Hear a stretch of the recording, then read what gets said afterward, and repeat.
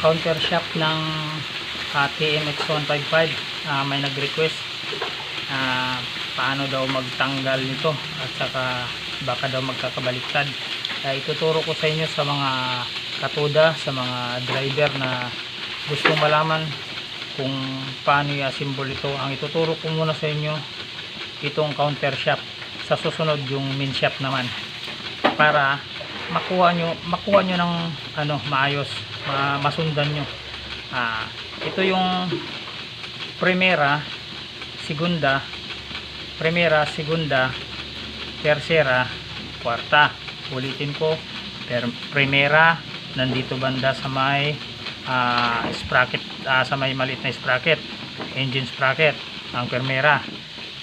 Nalaglag. Ayan, segunda, sorry, take 2. Ayan, sorry. Ito yung primera, segunda. Ang segunda nandito banda sa may engine sprocket. Ang primera banda dito sa may kabilang gilid. Ngayon, primera, segunda, tercera, kwarta, at saka idle gear, yung sa kickstarter. Ngayon, ang pag-assemble nito, ituturo ko sa inyo para kahit kayo alam nyo ng ikabit sa mga motor nyo. Honda 155, TMX 155 ito, tatanggalin ko na. Pagkatapos ibabalik natin para makuha nyo maigi. Unang tatanggalin ko ito, may washer siya na malapad. Ayan, may washer siyang malapad. Yan, malapad yan. Tapos tanggalin natin yung kickstarter gear. Ito kickstarter gear, meron siyang bushing. Paghalu-haluin ko mamaya ipapaliwanag ko sa inyo kung baka magkabaliktad ba o hindi magkakabaliktad ito. Ipapaliwanag ko mamaya. Ayan, may bushing yung kickstarter gear. Yan, may bushing. Sunod, may washer na manipis. Ayaw matanggal pa. Yan. Salamat po, sir. Washer na manipis. Magandang hapon po, sir. Okay, yun. Yan, washer na manipis. Washer na manipis. Sunod, yan, washer na manipis. Pagkatapos, bushing ulit. Yan. Pagkatapos sa bushing, ito namang primera ito. Meron siyang washer sa bandang dito sa loob. Primera, pagkatapos washer, pagkatapos itong tercera. Wala na kayong bubunutin dito dahil naka-circlet. Ang ilalim nito meron siyang spline washer. Ito naman, itong kwartang ito 25 teeth ito, 25 teeth. Ngayon, itong segunda naman, sa segunda naman tayo dito sa may engine sprocket, may dalawang washer. Ang isa makapal. Ito yung cooler, parang cooler tawag siguro nito. Washer manipis at saka makapal, ibig sabihin cooler ito. Pagkatapos itong gear na sa segunda. Ayan, segunda yan.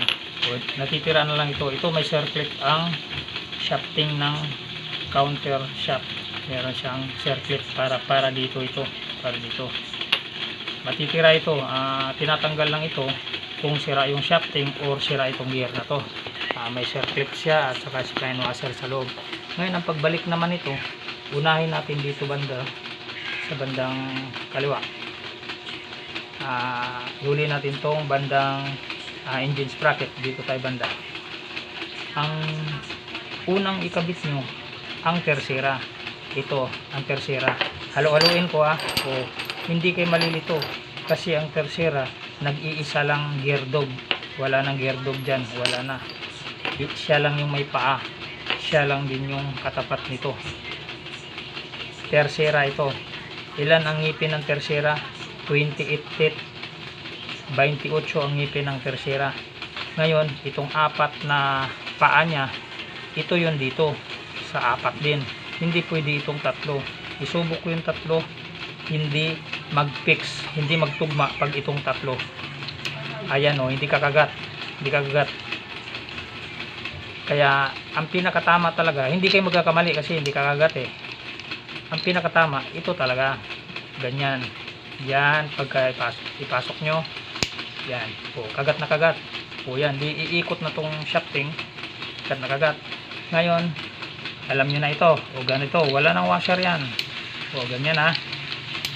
Wala nang washer yan. Yan o. Wala nang washer dito. Pagdating dito, meron siyang stopper ay papakita ko sa inyo. Ibig sabihin kung may stopper yan, kailangan ng washer. Dalawa ang washer dito na parehong manipis. Ayan, pareho lang. Pareho lang yan. Manipis yan kasi dito yan at saka sa ibabaw itong isa. Unahin natin yung washer na manipis. Ilalagay natin pa ganyan. Pagkatapos sa washer manipis, hindi naman pwedeng ito dahil walang butas. Hindi rin pwede ito, wala din butas. May butas yan, ay may paa yan. Ibig sabihin kailangan yung may butas dyan dahil lumilipat-lipat yan siya eh, mataas baba. Ang kailangan ito, itong primera ito. Ang ngipin nito 36 teeth, 30 size ng ngipin. Ito ang isasaksak nyo, pero bago nyo isaksak, merong bushing ito. Ang bushing nito, washer, bushing. Ang bushing din naman ito hindi maisukat dito sa kabila. Kung ito ilalagay mo, ayan kaluwag kaluwag yung bushing dito. Ibig sabihin hindi siya para dito kasi maluwag siya, para siya dito sa malaki. Kasi kung dito ko ilagay, yan, maluwag siya. O kung ito naman ang ipapalit ko dito, hindi rin papasok. Ibig sabihin hindi magkabaliktad. O hindi papasok, di ba? O hindi papasok. Kaya hindi siya fix diyan. Ang tama talaga niya itong isa, ito ang tama. Pag ipasok mo yan, pasok na pasok. O walang kalaglag. Kaya yan ang sunod nyong ilagay. Isunod nyo dito sa washer na manipis. Pag ganyan, no? Yan, washer na manipis, tapos bushing. Ngayon, ang sunod sa bushing, ito ng gear na to. Itong gear na to na may butas. Kasi ito may butas, may paa din naman. Diyan papasok yung butas. Hindi mo nyo pwedeng baliktarin. Yan, baliktad. Kasi kung baliktarin nyo yan, may hukay na dito, malalim. O paano kung ipasok nyo yung isa? Ito. O, nabaon na siya. Kaya ang pinaka facing niya, ito ang facing niya. Ito ang tamang facing niya. Yan, itong malalim na ito, itong may hukay, yung papunta sa loob, papunta dito sa paa. Ganyan o. Yan. O, kasi kakagat ito pag ano, no, pag ganyan. O di hindi na siya ikot. Pag hindi niya kakagatin yan, ikot yan. Kaya dapat kagat yan, hindi umikot. Yan. Ngayon ang sunod, washer na naman.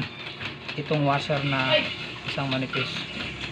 Itong isang washer na manipis, ito yung ilalagay nyo dito sa sunod nyo sa primera. Yan, hindi may washer na siya. Hindi pwedeng walang bushing ito. Kasi kung walang bushing, kakalog-kalog yan. Kakalog-kalog yan pag walang bushing. Ibig sabihin, hindi pa rin kayo magkakamali, kakalog-kalog. Hanapin nyo yung bushing yan. Ito, nag-iisa na lang. Tama-tama dito yan. Ilalagay ko ang bushing. Pagkatapos, itong kickstarter idle gear. Itong kickstarter. Ang kickstarter, meron siyang 24 teeth. Ngayon, pag ipasok mo yan, may baliktaran din ito. Kailangan hindi siya tutunog. Yan, hindi siya tumunog. Kasi kung mabaliktad yan, diba, baliktarin ko, pag ganyan, gagasgas siya. O, ayan, gagasgas. Kaya hindi siya pwede. Ang tama talaga sa kanya, itong hindi gagasgas. Kunin muna natin. Ito baliktarin ko, hindi siya gagasgas. Yan, o, walang kagasgas, o, hindi gagasgas. Ngayon, ang sunod naman yan, pagkatapos nitong idle gear, kickstarter, dito tayo sa washer. Nag-isang washer lang yan, wala nang washer o tatlo lang yan o.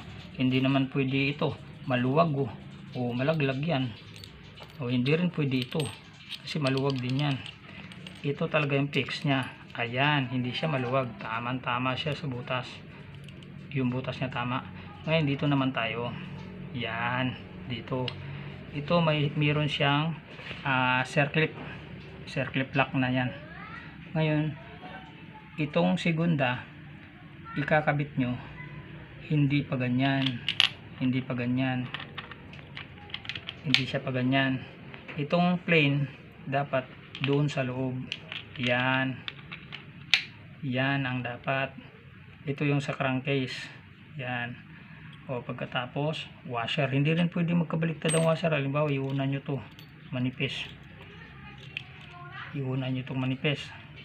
yan, tapos makapal, hindi pwede kasi nabaon yung manipis o ang makapal, nakatago yung manipis, kaya hindi pwede magkabaliktad din. Kayang-kaya nyo yan. Mauna talaga itong malaki, makapal, tapos manipis, yan. O ganito yan.